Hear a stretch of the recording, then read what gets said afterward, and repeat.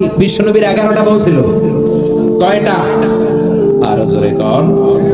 11টা বিবি ছিল। দাসী ছিল 2 জন। কয়জন? তো মোট হইলো কয়জন? কয়জন? আমরা একজনের জ্বালায় অস্থির, জীবন দিয়া ফেলাম, মইরা যাবো, এরকম অস্থির কথা আমরা বলি, ঠিক কিনা? বিশ্বনবীর স্ত্রী ছিল 11 জন, দাসী ছিল 2 জন। মোট কয়জন? প্রথম বউ হচ্ছে খাদিজা, খাদিজা বিনতে খুয়াইলিদ, 1 নাম্বার, ঠিক কিনা? তারপরে আয়েশা বিনতে আবি বকর, হাফসা বিনতে উমর, জাইনাব নামে 2 বউ, জাইনাব বিনতে জাহাশ, জাইনাব বিনতে খুসাইমা, সাফিয়া বিনতে হুয়াই ইবনে আখতাব, সাউদা বিনতে জামা, জুয়াইরিয়া বিনতে হারিস, মাইমুনা বিনতে হারিস, উম্মে হাবিবা রামলা বিনতে আবি সুফিয়ান, উম্মে সালামা বিনতে আবি উমাইয়া। এই 11 জন বউ ছিল। সুবহানাল্লাহ। 2 জন দাসী ছিল, একজনের নাম রাইহানা বিনতে যায়েদ আন-নাবারিয়া, আরেকজনের নাম মারিয়া বিনতে শামাউন আল-কিবতিয়া। চিল্লায় পড়েন আল্লাহু আকবার। অনেক ইহুদি খ্রিস্টান নাস্তিকের দলেরা বলে, নাস্তিকের বাচ্চারা বলে বিশ্বনবী নাকি নারী পূজারী ছিলেন, নারীর দেহভোগ করার জন্য এতগুলো বিয়ে করেছেন। কপাল পোড়া, একটা বিয়েও বিশ্বনবী নিজের মন গড়া করে নাই, করেছেন কার আদেশে? জোরে বলেন, কার আদেশে? বিশ্বনবীর প্রথম বিয়েটা যখন বিশ্বনবী করেছেন বয়স ছিল কত? সবাই বলেন। বিশ্বনবীর বয়স ছিল 25 বছর। আর বিয়ে করেছেন খাদিজাকে, খাদিজার বয়স ছিল কত? 40। শুধু 40ই না, এর আগে খাদিজার আরো 2টা বিয়ে হয়েছে। এরকম একটা বয়স্কা নারীকে বিয়ে করেছে তাগড়া 25 বছরের যুবক মুহাম্মদ সাল্লাল্লাহু। বিশ্বনবী যদি নারী পূজারী হতেন, 25 বছর বয়সে মক্কার সবচাইতে সুন্দরী সুন্দরী তরুণীগুলো বিশ্বনবীকে বিয়ে করার জন্য পাগল পাড়া ছিল। বিশ্বনবী জীবনেও নারীদের দিকে চোখ তুলে তাকান নাই। রব্বুল আলামিনের আদেশে তার অন্তরে ইলহাম হয়েছে, খাদিজাকে তিনি প্রথম বিয়ে করলেন। 25 বছরের তাগড়া যুবক বিয়ে করলেন, 2 বার তালাক খাওয়া, অনেকগুলো সন্তানওয়ালা একজন মহিলা, প্রৌঢ়া নারী খাদিজাকে। সুবহানাল্লাহ। 4টা কারণে বিশ্বনবীর এতগুলো বিয়ে হয়েছে। কয়টা? একটা এডুকেশনাল কজ, একটা সোশ্যাল কজ, একটা পলিটিক্যাল কজ, একটা লিগ্যাল কজ। 1 নম্বরে হচ্ছে এডুকেশনাল কজ। জেনে নেন কেন বিশ্বনবী এতগুলো বিয়ে করেছে। মন গড়া করে নাই, আল্লাহর আদেশে করেছে, ঠিক কিনা? 1 নম্বরে এডুকেশনাল কজ। নারীদের বিভিন্ন গোপন মাসালা বিশ্বনবীর কাছে এসে মহিলা সাহাবারা জিজ্ঞেস করতে পারতো না লজ্জার কারণে। এজন্য আল্লাহ বললেন, ও নবী বেশি বেশি বিয়ে করেন, আপনার বউয়ের সংখ্যা হবে 13 জন। মদিনার সব মহিলা সাহাবীগুলা এসে আপনার বিবিদের কাছ থেকে মাসালা শিখে যাবে। লজ্জাকর মাসালাগুলো নবী আপনার কাছে এসে জিজ্ঞেস করা দরকার নাই, আপনার বিবিদেরকে আপনি শিখাবেন, আর বিবির কাছে এসে এসে মদিনার মহিলা সাহাবারা শিখে ইসলাম প্রচার করবে। চিল্লায় কোন আল্লাহু আকবার। এটা হচ্ছে 1 নাম্বার কারণ এতগুলো ওয়াইফ হওয়া। 2 নাম্বার কারণ হচ্ছে সোশ্যাল কারণ। আমার নবী সামাজিক ছিলেন। বিশ্বনবীর রাইট হ্যান্ড ছিল আবু বকর, এই জন্য ডান হাতটাকে শক্ত করার জন্য আবু বকরের মেয়েকে বিয়ে করলেন। বিশ্বনবীর বাম হাত ছিল সাইয়েদনা ওমর, বাম হাতটাকে আরেকটু মজবুত করার জন্য ওমরের মেয়ে হাফসাকে বিয়ে করলেন। ইসলামের 4 জন খলিফার 2 জন বিশ্বনবীর শ্বশুর, বাকি 2 জন বিশ্বনবীর জামাই। সুবহানাল্লাহ। আবু বকর কিন্তু বিশ্বনবীর শ্বশুর, ওমর ফারুক কিন্তু বিশ্বনবীর, আর উসমান আর আলী ছিলেন বিশ্বনবীর জামাই। সুবহানাল্লাহ পড়েন। 2টা কারণ, একটা এডুকেশনাল, একটা হলো সোশ্যাল। 3 নম্বরে হচ্ছে পলিটিক্যাল কজ, রাজনৈতিক কারণে। বিশ্বনবী ইহুদিদের দুর্গ খায়বারে আক্রমণ করেছেন। আল্লাহু আকবার। খায়বার ভেঙে চুড়ে মেসাকার করে দিয়ে ইহুদিদের সাথে যুদ্ধে বিশ্বনবী বিজয় লাভ করে ফেললেন। ইহুদিদের সর্দার হুয়াই ইবনে আখতাব হ্যান্ডকাফ করে বিশ্বনবীর সামনে এসে দাঁড়িয়েছে। বিশ্বনবী ছিলেন দয়ার নবী, মায়ার নবী। সাহাবারা বললেন, ও নবী, হুয়াই ইবনে আখতাবের একজন কন্যা আছে, বিধবা। বিশ্বনবী মনে মনে ভাবলেন, শত্রু এই মেয়েটাকে যদি বিয়ে করি, শত্রুর দল হয়ে যাবে আমার শ্বশুর বাড়ি। সুবহানাল্লাহ। ইহুদিদের বিশাল এই গোত্র, এই মেয়েটার আমি বিয়ে করলে এই দুর্গের লোকেরা হবে আমার শ্বশুর বাড়ি। বিশ্বনবী প্রস্তাব দিলেন, তুমি আমার সাথে বিয়েতে রাজি আছো কিনা? সাফিয়া নামক ওই মহিলা রাজি হয়ে গেলেন। বিশ্বনবী বিয়ে করলেন। ইহুদিরা কয়, হায় হায়, এতদিন মুহাম্মাদের সাথে মারামারি করতাম, এখন মুহাম্মদ হইছে আমগো বেয়াই। কি হইছে?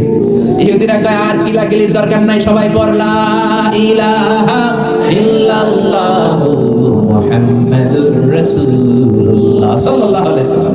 এই পলিটিক্যাল কারণে আরো একটা বিয়ে বাড়ছে। এই সাফিয়াকে বিয়ে করেছে পলিটিক্যাল কারণে। এরপর বনি মুস্তালিকের যে সরদার, তার মেয়েকে বিশ্বনবী বিয়ে করেছেন পলিটিক্যাল কারণে। চারটা কারণ, তিনটা বললাম, আরেকটা হচ্ছে লিগ্যাল কজ, আইন শেখানোর জন্য, ইসলামিক কোডিং এন্ড রুলিং শেখানোর জন্য, হুকুম আহকাম শেখানোর জন্য। আপনার যে পালক পুত্র, এটা কিন্তু আপনার আসল পুত্র নয়, আপনি কিন্তু পালক পুত্রের আসল বাবা নন। যে তাকে জন্ম দিয়েছে ওই জনক লোকটাই হচ্ছে তার আসল বাবা, ঠিক কিনা? বিশ্বনবী একজন পালক পুত্র পাললেন, নাম যায়েদ ইবনে হারেসা। মক্কার লোকেরা বলতে আরম্ভ করলো যায়েদ ইবনে মুহাম্মদ, মানে মুহাম্মাদের ছেলে যায়েদ। আসলে কি যায়েদ মুহাম্মাদের ছেলে? হারেসার ছেলে। এটা বোঝানোর জন্য আল্লাহ বললেন যায়েদকে বলেন তার স্ত্রীকে তালাক দিতে। তালাক হয়ে গেল, নিজের পালক পুত্রের ছেলেকে বিশ্বনবী বিয়ে করে মক্কা মদিনার লোকদের চোখের মধ্যে আঙ্গুল দিয়ে দেখাই দিলেন, দেখো পালক পুত্রের ছেলেকে বিয়ে করা যায় তালাক হওয়ার পরে, কারণ পালক পুত্র নিজের ছেলের মতো নয়। চিল্লায় বলেন ঠিক কিনা? এই জন্য বিশ্বনবীর বিয়ের সংখ্যাগুলো বাড়িয়ে দিয়েছে কে? প্রথম বিয়ে করলেন খাদিজাকে। বিশ্বনবী খাদিজারে এত ভালোবাসতেন, খাদিজা ইন্তেকালের পরে বিশ্বনবী যেই বছরটা কাটিয়েছেন, বিশ্বনবী এটার নাম দিয়েছেন আমুল হুসন, দুঃখের বছর। যেই বছর খাদিজা ইন্তেকাল করলো ওই বছরটাকে বিশ্বনবী নাম দিয়েছেন দুঃখের বছর। বিশ্বনবী খাদিজারে এত ভালোবাসতেন, দোয়া করার সময় বিশ্বনবী চোখের পানি ছেড়ে দিয়ে আল্লাহরে বলতেন, আল্লাহ কিয়ামতের ওই কঠিন দিন, যেদিন মা ছেলেরে চিনবে না, বাবা মেয়েরে চিনবে না, বন্ধু বন্ধুরে চিনবে না, পীর সাহেব মুরিদরে চিনবে না, মুরিদ পীর সাহেবরে চিনবে না, ওই কঠিন দিন আমি যেন আমার খাদিজারে ভুলে না যাই, ওই দিন যেন আমি আমার খাদিজার কথা মনে রাখি। মা আয়েশা খাদিজাকে নিয়ে খুব গায়রাত করতেন, মানে হিংসা করতেন। একদিন বললেন, ও নবী, বারবার ওই বুড়ি মহিলার কথা বলেন কেন? ওই বুড়ি তো কবে মরে গেছে, বুড়ির পরে আমাদেরকে আল্লাহ আপনার বউ বানিয়েছে, আমাদেরকে পেয়ে কি আপনি খুশি নন? ওই বুড়ির পরে সুন্দরী সুন্দরী বিবিকে আল্লাহ আপনারে দান করে না। বিশ্বনবী মা আয়েশার থুতনিটা চেপে ধরলেন, কোনোদিন কোনো বিবির গায়ে হাত তোলে না, এই প্রথম আয়েশার থুতনিটা চেপে বললেন, আয়েশা খবরদার, খাদিজার বিরুদ্ধে কোনোদিন এরকম হিংসাত্মক কথা বলবে না, খাদিজার মতো আমি একটা বউ পাই নাই। চিল্লায় বলেন আল্লাহু আকবার। এটা বলছে রাগের মাথায়, আবার অন্য সময় আয়েশার প্রশংসা করে দিয়েছে, চিল্লায় বলেন সুবহানাল্লাহ। খাদিজা যখন ইন্তেকাল করে বিশ্বনবী গোসল করালেন, কাফন হলো, দাফন হলো, কবর দিলেন, নিজে দাঁড়িয়ে দোয়া করলেন। খাদিজাকে কবর দেওয়ার পরে সাহাবারা ঘরে ফিরে যায়, বিশ্বনবী যায় না। আবু বকর বললেন, ও নবী চলেন ঘরে ফিরে যায়। বিশ্বনবী বললেন, আবু বকর তুমি যাও, আমি যাব না, কারণ যেই মহিলাটাকে মাত্র কবরে শোয়াই দিলাম সাধারণ কোনো মহিলা না, আমার বিপদের দিনের সঙ্গিনী খাদিজা। মক্কায় যখন আমার কেউ ছিল না তখন ছিল সে, যখন আমার কেউ ছিল না তখন সাথী খাদিজা। কেউ আমার আশ্রয় দেয় নাই, অর্থ দেয় নাই, শেল্টার দেয় নাই। খাদিজা আমরার মতো, ছাতার মতো, মেঘের মতো আমাকে সবসময় ছায়া দিয়ে রেখেছে। মক্কার লোকেরা আমার 3 বছর জেল খাটালো, ওই জেলখানার ভিতরে কেউ যায় নাই, খাদিজা গিয়েছে। আল্লাহু আকবার। 3টা বছর খাদিজা আমার সাথে জেল খেটেছে। আবু বকর পৃথিবীর কোন মহিলাকে রব্বুল আলামিন আরশের উপর থেকে সালাম দেয় নাই, একটা নারীকে শুধুমাত্র আরশের উপর থেকে আল্লাহ সালাম দিয়েছে, সেটা হলো আমার এই খাদিজা। সর্বপ্রথম যেই নারী আমার হাতে হাত রেখে কালিমা পড়েছে এটা হলো আমার খাদিজা। ও আবু বকর তুমি ঘরে ফিরে যাও, আমি যাব না, আমি নবী দাঁড়িয়ে থাকবো।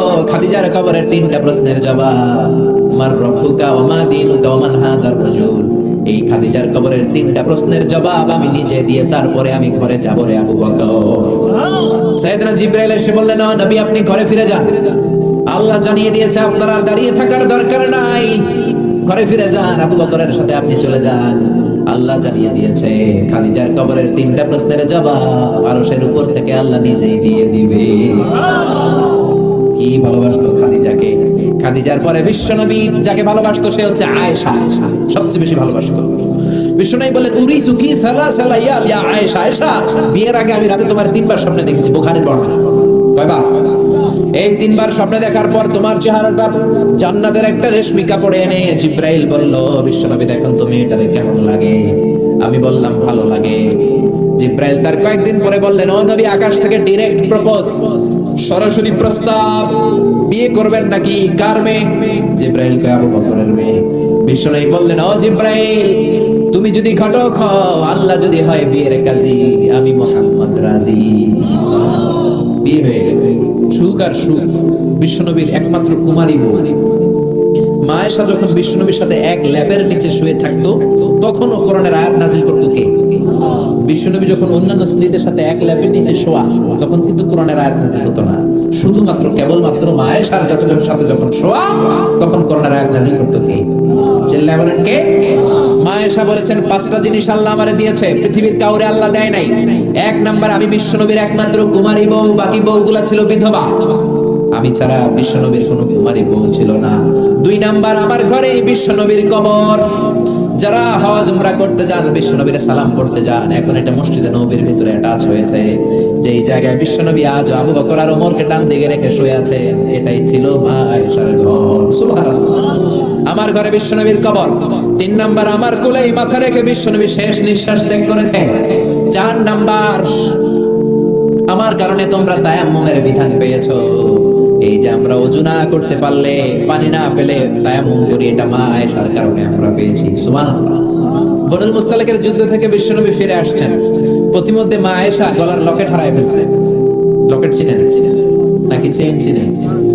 হার চিনেন? হার, আচ্ছা হার, স্বর্ণের হার হারায় ফেলছে। বিশ্বনবী বলেন, কাফেলা থামাও, আমার স্ত্রী হার হারিয়েছে, হার খোঁজো। সবাই হার খুঁজতে খুঁজতে ওদিকে মাগরিবের সময় চলে যায়। এখন কি করবে? যেই জায়গায় হার হারাইছে ওই জায়গায় পানিও নাই, পানি অনেক দূর। বিশ্বনবীর প্ল্যান ছিল কাফেলা যেতে যেতে পানির জায়গায় থামবো, ওযু করে নামাজ পড়বো। কিন্তু হার খোঁজার কারণে এখন পানিও নাই। তখনও তায়াম্মুমের বিধান মুসলমানরা জানে না, আল্লাহ জানাই নাই, নাজিল করে নাই।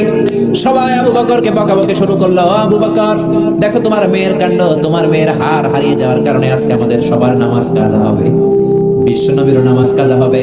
কি কাজ করলো তোমার মেয়ে? আবু বকর যে আয়েশারে ধমকাতে লাগলো, আয়েশা কি করলি? আল্লাহ সাথে সাথে আবু বকরকে ধমক দিয়ে কোরআনের আয়াত নাজিল করলো, আবু বকর আয়েশারে ধমক দিও না, আয়েশারে ধমক দিলে আমার আরশ কেঁপে যায়। فإن لم تجدوا ماء فتيمموا صعيدا طيبا। আয়েশার সম্মানে আল্লাহ আয়াত নাজিল করলেন, فإن لم تجدوا ماء, এখন থেকে সফরে কোথাও যদি ওযুর জন্য তোমরা পানি না পাও, মাটি দিয়ে তায়াম্মুম করে নামাজ পড়বা, কবুল করে নিবে কে? এজন্য মা আয়েশা বলতেন, এমন গুণগুলো আল্লাহ আমাকে দিয়েছে, বিশ্বনবীর কোনো বিবিকে আল্লাহ এই গুণগুলো দেয় নাই। এত ভালোবাসতো বিশ্বনবী আয়েশাকে, 1 বালতি থেকে পানি নিয়ে দুজনে গোসল করত। 1 বালতির মধ্যে পানি নিয়ে 1 মগ দিয়ে বিশ্বনবী মাথায় পানি ঢালে, আরেক মগ দিয়ে মা আয়েশা পানি। গ্লাসের যেই জায়গায় ঠোঁট লাগিয়ে মা আয়েশা পানি খেত, ওই জায়গাটা খুঁজে খুঁজে বিশ্বনবী ওনার ঠোঁট লাগিয়ে পানি খেতেন। সুবহানাল্লাহ। আস্তে করে কত রোমান্টিক ছিল আমার নবী। মা আয়েশা ওটের হাড্ডি পছন্দ করত, ওটের হাড্ডি চুষে চুষে যে হাড্ডিটা মা আয়েশা রেখে দিত, ওই চোষা হাড্ডিটা নিয়ে বিশ্বনবী আবার চুষতে শুরু করে দিতে। রাতের বেলা দুষ্টামি করতেন মা আয়েশার সাথে। মা আয়েশাকে ছোট্ট বয়সে বিয়ে করেছেন, 9 বছর বয়স। মা আয়েশা তখনও পুতুল খেলা ছাড়তে পারে নাই। বিশ্বনবী নিজে পুতুল কিনে দিতেন, বলতেন আয়েশা খেলো। আয়েশার বান্ধবীরা যখন ঘরে আসতো, বুখারীর বর্ণনা, বিশ্বনবী আয়েশার বান্ধবীদের জন্য ঘরটা ছেড়ে দিতে চলে যেতেন বাইরে। আয়েশা তার বান্ধবীদেরকে নিয়ে খেলাধুলা শেষ করলে আবার বিশ্বনবী ঢুকতো, চিল্লাতেন সুবহানাল্লাহ। মা আয়েশা তীর খেলা দেখতে পছন্দ করতো। বিশ্বনবী, বুখারীর বর্ণনা, মা আয়েশাকে কাঁধে তুলে এক পর্দার এক পাশ দিয়ে ফাঁক করে বলো, আয়েশা যতক্ষণ মনে চায় তীরের খেলা দেখো। দীর্ঘক্ষণ দেখার পরে মা আয়েশার কাঁধে উঠতে পারে না। বিশ্বনবী বললেন, ও আয়েশা, মন ভরে তীর খেলা দেখা হয়েছে নাকি? আয়েশা বললেন, দেখা হয়েছে। তখন বিশ্বনবী কাঁধ থেকে তার ওয়াইফকে নামিয়েছেন। সুবহানাল্লাহ। রাতের বেলা ছোট্ট একটা ঘর, বিশ্বনবী তাহাজ্জুদের নামাজে দাঁড়ালে বিশ্বনবীর সেজদার জায়গায় মা পা ছড়িয়ে শুয়ে থাকতো। বিশ্বনবী লম্বা সময় কেরাত করে, রুকু করে, সেজদা দেওয়ার জায়গা নাই, কারণ সেজদার জায়গায় মা আয়েশার পা বিছানো আছে। বিশ্বনবী মা আয়েশার পায়ের মধ্যে চিমটে দিত, মা আয়েশা পা দুইটা গুটিয়ে নিলে বিশ্বনবী সেজদা দিত, আবার সেজদা দিয়ে উঠে গেলে মা আয়েশা পা বিছিয়ে শুয়ে পড়তো। সুবহানাল্লাহ পড়বেন না?